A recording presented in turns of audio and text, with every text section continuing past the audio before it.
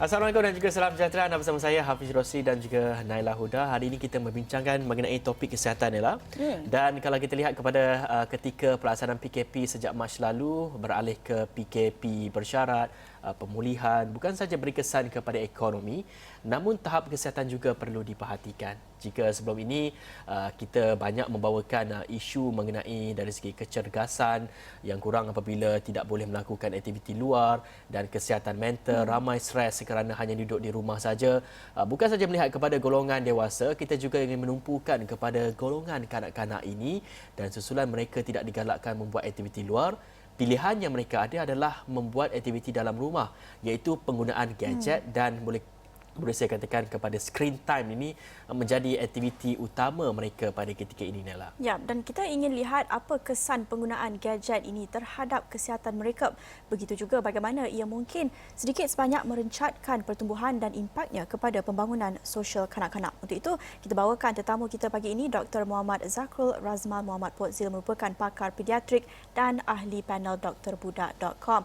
Assalamualaikum, selamat pagi, Doktor. Kita nak bincangkan tentang isu penggunaan gadget dalam kalangan kanak-kanak ini. Mungkin doktor boleh kongsikan dahulu mengenai keadaan terkini kanak-kanak menghabiskan masa dengan penggunaan gadget. Sejak kebelakangan ini ada trend yang meningkat. Bagaimana, doktor? Assalamualaikum, selamat pagi Hafiz dan Naila. Sebenarnya bila kita lihat dalam keadaan sekarang dengan PKP-nya, dengan COVID-nya, sebenarnya sejak era gadget lahir dalam milenium ni kan, kebanyakannya anak-anak kita memang terdedah pada gadget dan tendensi untuk ibu ayah beri anak melihat handphone seawal umur 6 ke 9 bulan. Tak kala budak tu boleh tengok je, dia dah bagi telefon untuk tengok supaya anak tu diam. Jadi bila kita lihat dalam situasi PKP ni pula, penggunaan dia meningkat dan bermula daripada kerana ibu dan ayah bekerja dan perlu work from home dan untuk anak diam, anak tak bising kat rumah, gadget digunakan sebagai alat supaya anak lebih behave di rumah. Jadi secara tak langsung, apa yang kita lihat peningkatan tu berlaku. Cross umur daripada seawal umur 6-9 bulan sehinggalah ke remaja bila kita melihat gadget dan kanak-kanak ni sendiri. Baik, Doktor, sebelum kita melihat kepada kesan ataupun kemudaratan penggunaan gadget ini, kita ingin melihat kepada mungkin kesan positifnya apabila anak-anak ini diberikan gadget. Kita melihat kepada ada yang satu artikel ni mengatakan kanak-kanak mempunyai kemahiran motor yang lebih baik, begitu juga dengan kemahiran kognitif yang dipertingkatkan. Mungkin dapat diperjelaskan, Doktor? Betul, bila kita lihat anak-anak ini diberi pendedahan awal, sebenarnya bila dia ada pendedahan terhadap gadget ni, tak semuanya buruk, tapi dia boleh mengenali sesuatu dengan lebih awal. Dia boleh bila yang especially kalau budak-budak yang kita lihat tengok YouTube menyanyi together dengan parents dia, kadang-kadang kalau parents dia layan, dan pada masa yang sama kalau dia yang main game yang lebih kita panggil berinteraksi, itu ada manfaatnya. Tapi bila kita lihat, bila study melihat kanak-kanak didedahkan awal, development brain mereka boleh meningkat dengan kadar 3 kali ganda sebenarnya pada kebaikannya lah, pada kadar yang dibenarkan. Tapi apabila dia berlaku kadar yang berlebihan, mudaratnya timbul. So kalau kita lihat hanya 2 aspek kebaikan dekat sini, dia ada perkembangan kognitif yang baik dan juga fizikal yang baik. Tapi ada pendapat tak bersetuju dengan fizikal ni, pasal kebanyakannya bila gadget ni sebenarnya mereka duduk diam je. Jadi berbezaan pendapat dekat situ. Tapi dari cognitive function, memang kebanyakannya kanak-kanak yang terdedah, dia dapat exposure awal, dia dapat pembelajaran yang awal. Apabila kita melihat kepada awalnya dia terdedah kepada penggunaan gadget, bergantung kepada input gadget itu sendiri kepada anak-anak tersebut. Ya, doktor cakap tentang seawal mana mereka terdedah kepada penggunaan gadget ini. Jadi, seawal mana mereka boleh kita lihat kesan-kesan penggunaan gadget ini. Mungkin dalam kalangan bayi sendiri, kalau ada yang menggunakan gadget ini ataupun ibu bapa yang menggunakan gadget bagi mungkin mendidik anak-anak mereka, ada kesannya dan juga jenis input. Mungkin ramai yang tak tahu, perlu berbeza mengikut tahap usia mereka, doktor. Betul. Bila kita lihat contohnya, saya menasihatkan bila anak-anak yang patut kita dedahkan kepada gadget, apabila mereka dah mempunyai kapasiti pertuturan yang betul. Ini lebih kurang setahun setengah ke atas pada awal pun. Itu pun pendedahan terhadap lagu-lagu ataupun permainan melalui kalau kita tengok YouTube, lagu atau mengaji atau nasyid contohnya, dan berinteraksi bersama dengan ibu ayah. Biarkan dan hanya melihat, kita panggil melihat gadget itu sendiri. Tapi bila kita lihat tendensi ibu ayah sekarang, dia hanya berikan kepada anak tu dan dia hadap di telefon tu tanpa ibu ayah memerhatikan apa input yang berlaku perkembangan anak tersebut. Sekiranya anak ni didedahkan dengan awal, sebelum tentunya kebanyakannya parents, anak tu dah mula pandai memegang, dia terus bagi telefon untuk anak tu pegang. Awal ni awal mula 6-9 bulan dah boleh pegang telefon, dan bila dah pusing dia boleh hadap dan tengok.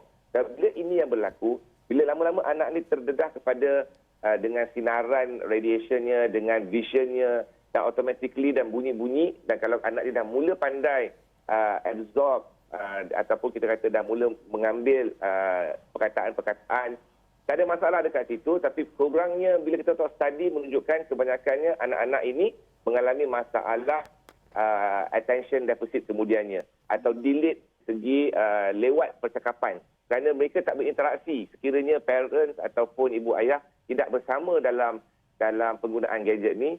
Jadi anak ni keseorangan dalam dunia telefon itu sendiri. Jadi dia akan mengalami masalah dari segi kekurangan vocabulary contoh, atau tak ada keperluan untuk bercakap. Dan dia akan dapat developmental delay dari segi speech delay. Dari segi IQ ataupun perkembangan secara total tidak ada masalah, tapi dari segi perkembangan social interaksi akan ada masalah dekat sini. Pada masa yang sama dia akan develop juga keadaan yang mana anak-anak ni terlalu bergantung. Pasal dia takkan berinteraksi dengan orang lain, dia hanya dengan telefon sahaja.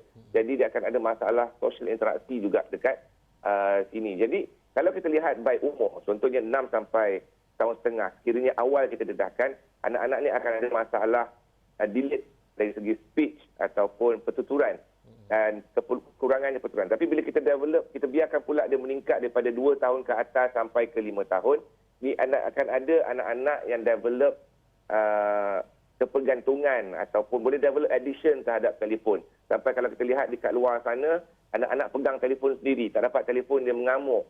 Dan bila yang membesar dekat sekolah dan dalam PKP ni pula, dia telefon hanya digunakan mungkin 1-2 jam untuk pembelajaran, kesudahannya hanya di hadapan telefon ataupun gadget ataupun laptop untuk bermain game sampai melepaskan waktu makan dan minum, contohnya lah begitu. Baik Doktor, apa yang Doktor maksudkan dengan dari segi perkembangan kanak-kanak ni mungkin mereka lambat bercakap dan sebagainya. Baik, sekiranya ibu bapa ini menunjukkan satu video sebagai contohnya video ABC ataupun video haiwan memperkenalkan haiwan itu, di samping kita menunjukkan video itu, ibu bapa juga turut bersama dan mengajar anak-anak untuk sebut perkataan yang sama. Adakah ia sekaligus akan menyebabkan mereka ni ataupun mereka akan mendapat kesan lambat untuk bercakap, ataupun bagaimana dari segi perkembangan mereka? Sekiranya yang macam Hafiz sebut tadi, ibu ayah bersama sambil kita kata melihat atau menonton YouTube sebagai contohnya dengan rancangan-rancangan perhaiwan, itu tak ada masalah. Tapi dalam banyak keadaan, ibu ayah meninggalkan anak dengan telefon saja. Ini ada masalah dekat sini. Kalau ibu dan ayah bersama berinteraksi, anak perlu tahu untuk interaksi dengan ibu dan ayah dengan input diberikan. So kalau kita anggap anak dan telefon sebagai medium, ibu dan ayah sebagai tenaga pengajar ataupun yang memberikan input, dekat sini kita tak ada masalah untuk perkembangan anak ni, pasal anak ni belajar berinteraksi together dengan substance, dengan maklumat yang diberikan melalui telefon itu. Tapi kalau diberikan hanya telefon dan dibiarkan begitu saja dengan harapan anak tu lihat sendiri dan tengok dalam YouTube tu sendiri, ini yang jadi masalah dekat sini, Hafiz. Jadi doktor telah sentuh aspek sosial, aspek juga psikologi. Mungkin dari sudut fizikal juga kita tak tahu apa kesannya mungkin kepada mata dan juga pembangunan dari sudut tumbuh saran kanak-kanak itu sendiri. Ada impaknya bagaimana? Dalam bila kita melibatkan gadget dan kanak-kanak, ada 2 aspek yang research menunjukkan bahawa agak signifikan. Pertamanya mata. Yang mana penyakit rabun meningkat dengan tinggi pasal vision anak-anak. Sebenarnya kita hanya benarkan anak-anak dengan telefon atau gadget 1 jam saja sebenarnya. Ini kita tak masuk TV ni, ini kita cakap pasal telefon saja ataupun laptop, saya 1 ke 2 jam sahaja dalam masa 1 hari. Tapi bila mereka berlanjutan menggunakan, jadi mata akan mengalami masalah yang agak serius, boleh menyebabkan penyakit rabun sebagai contohnya. Dan pada masa yang sama, studies juga mendapati bahawa kebanyakannya anak-anak yang terlalu dengan telefon boleh develop obesity yang amat signifikan. Di Amerika, studies menunjukkan bahawa 1/3 anak-anak yang obes mempunyai kadar penggunaan telefon yang sangat tinggi. Kenapa? Masa makan pun dengan telefon, sambil game pun dengan telefon, lepas tu dengan gadget dan main game pun depan dengan sambil makan.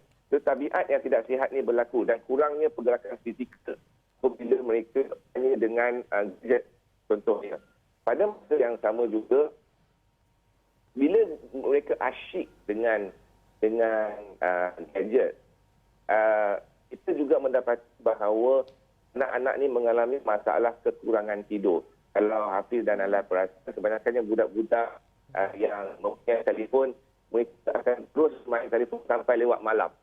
Sampai lewat malam menyebabkan tidur terganggu. Sleep deprivation, kekurangan tidur adalah mempunyai komplikasi yang agak serius bagi anak-anak dengan masalah behaviornya, dengan masalah tantrumnya, masalah macam-macam masalah boleh timbul dengan appetite makan.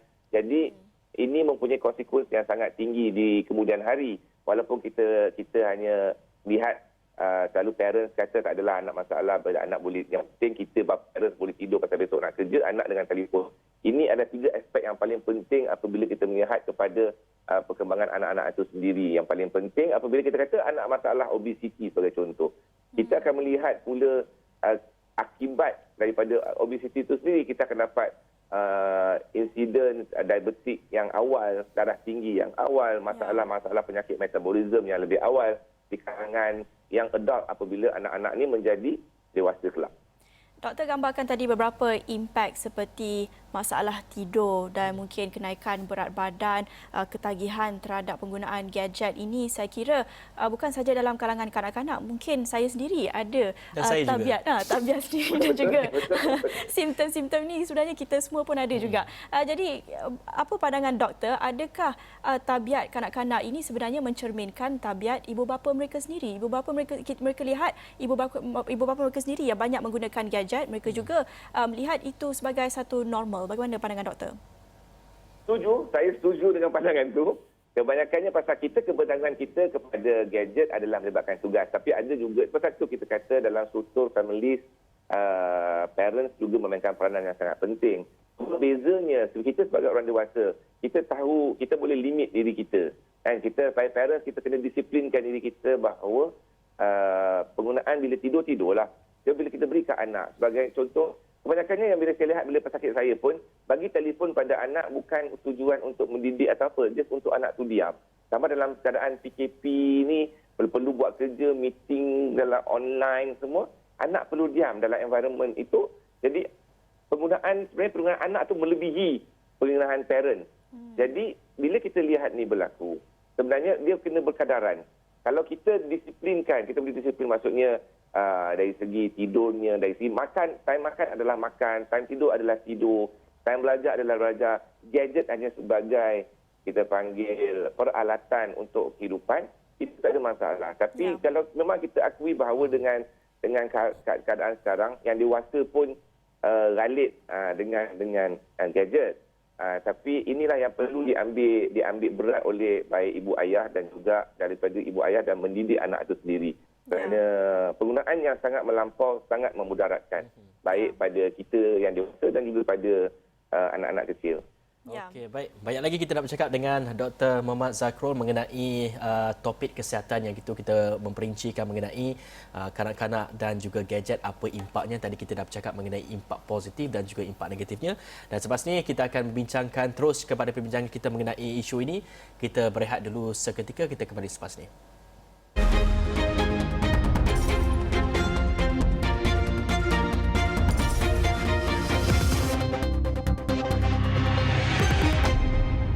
Bertemu kembali di Awani Pagi dan pastinya ketika PKP penggunaan gadget semakin meningkat dan pagi ini kami bincangkan tentang impaknya kepada kanak-kanak apabila penggunaan gadget kita lihat trennya semakin meningkat sejak beberapa tahun kebelakangan ini dan kita nak tahu kesan kepada kesihatan dan juga aspek sosial dan psikologi. Sudah kita mulakan perbincangan tadi bersama dengan Dr. Muhammad Zakul Razmal Muhammad Pozil, pakar pediatrik. Dan doktor, saya nak tanya, saya perhati sendiri kalau dalam kalangan kanak-kanak ini apabila mereka menggunakan gadget dan kita ambil gadget itu daripada mereka, mereka menunjukkan ataupun bertindak secara ganas, ada tunjuk tantrum sedikit. Ini menunjukkan ada ketagihan, simptom-simptom addiction. Apa pandangan doktor dan bagaimana untuk meredakan sedikit berlakunya masalah ketagihan ini? Naila, bila kita kata budak-budak kecil ni, dia mempunyai satu tendensi untuk menguasai atau memiliki. So kalau kita merasakan bahawa telefon atau handphone itu dimiliki dan dia dah develop addiction, kita tak boleh, kita kena ada parents kena ada satu penekanan disiplin yang agak tegas. Bukan biasa, bukan luar biasa. Majoriti pesakit kami pun kalau dengan telefon tu bapak dia ambil, dia boleh jadi seorang sangat yang biadab. Bagi orang Melayu kita nampaklah biadabnya, boleh ambil telefonnya dengan pukul parentsnya semata-mata inginkan telefon. Jadi benda begini hanya boleh dibanteras atau boleh diperbaiki apabila parents memainkan peranan sebagai seorang parent, yang mana disiplin penggunaan ini perlu diterapkan apabila diberi telefon kepada anak. Anak kena tahu bahawa telefon ibu adalah telefon ibu, bukan telefon dia. Bila dia ada dia pasal umur 1 sampai 3 adalah umur yang tak boleh nak kocek, tak boleh berunting. Dia rasa dia kata orang anak kecil tu dia diberikan satu disiplin sebelum 1 sampai 3 means kalau kata dia tanam dalam kepala dia begitu. Tapi bila kita dah berikan satu telefon untuk dia diam sentiasa dan bila dia dapat, that's why dia violent, jadinya tantrum yang agak melampau apabila especially bila dia tengah ralit dengan telefon, kita just ambil telefon tu, parents tak bagi telefon ataupun bila balik berjalan tak nak alam dengan atuk atau nenek, dia akan tunjukkan sikap yang sangat-sangat boleh kata luar biasa lah melibatkan gadget itu sendiri. Doktor mengikuti rapat tahap perkembangan dan juga tahap kesihatan kanak-kanak ini. Kita tahu apabila penggunaan gadget ini fenomenanya bermula boleh saya katakan 10 tahun yang lalu ataupun 15 tahun yang lalu ketika adanya telefon pintar dan sebagainya. Mungkin ada tahap ataupun mungkin ada dari segi masalah kesihatan yang menjurus kepada penggunaan gadget ini yang sejak akhir ini meningkat. Mungkin doktor ada sedikit dapatan ataupun sedikit laporan mengenai tahap kesihatan mereka menunjukkan dari segi peningkatan tahap kesihatan, mungkin permasalahan tahap kesihatan mereka ini. Masalah kita bila di Malaysia, kita tak ada data yang betul-betul real published. Bila kita lihat penggunaan telefon, tapi sebenarnya dari segi kalau kita segi WhatsApp ataupun FB ataupun YouTube ni, sebenarnya mungkinlah kita ambil 10 tahun yang lalu, sebenarnya data yang besar adalah data melibatkan negara Eropah dan juga Eropah dan juga di Amerika dan Australia yang menunjukkan data yang betul-betul tadi daripada development as early exposure daripada tak kala budak boleh memegang atau melihat pada telefon itu sendiri.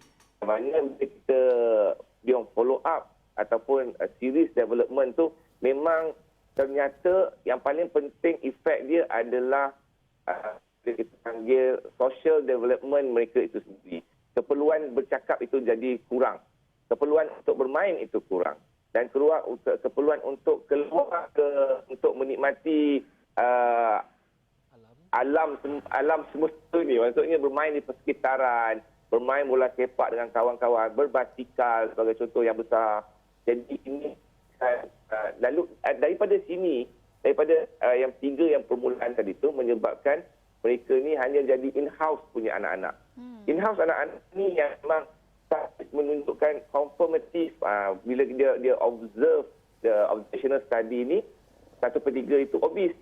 Dari fizikalnya dia bukan satu assumption pasal data bila menyebabkan perubatan dia besar. Tapi of course bagi kita sendiri di Malaysia kita scattered data. Kita walaupun kita masa di Universiti Melaya ada study yang melibatkan obesity, melibatkan memang ini kita tahu 1/3 orang buat kanak-kanak di Malaysia pun mengalami obesiti, tapi itu tidak relate sangat dengan penggunaan telefon. Pasal di Malaysia kita bercakap mengenai keupayaan memberi makan anak. Jadi dua benda faktor yang berbeza. Mungkin ada juga elemen telefon, tapi dari segi data tu kita tak dia tak elaborate more on penggunaan telefon.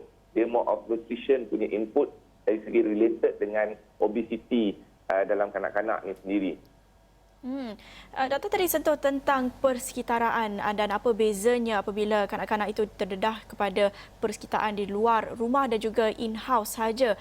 Apa pentingnya pendedahan terhadap alam sekitar dan juga persekitaran di luar rumah itu untuk pembangunan kanak-kanak? Mungkin ramai yang tak sedar pentingnya alam sekitar dalam membantu mendidik anak-anak ini. Bila kita bawa anak-anak kita sebagai contoh keluar rumah,